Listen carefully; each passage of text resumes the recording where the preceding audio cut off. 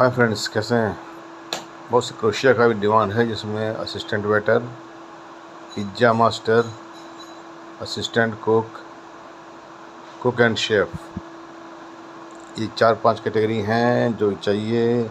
सभी का salary mention है, ड्यूटी 10 घंटे का है और सिलेक्शन के लिए आपको अपना complete PDF file with document and resume भेजना है। साथ ही एक अपना इंट्रोडक्शन वीडियो के साथ काम करते हुए 1 या 2 मिनट का वीडियो बनाना है, वो भी भेजना है।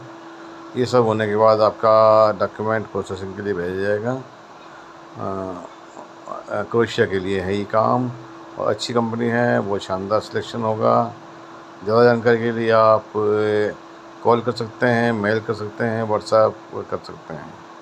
थैंक यू दोस्तों, देखते रहिए मेरा चैनल दिल्ली नरेश एंड मैं आपका दोस्त दिल्ली से नरेश को।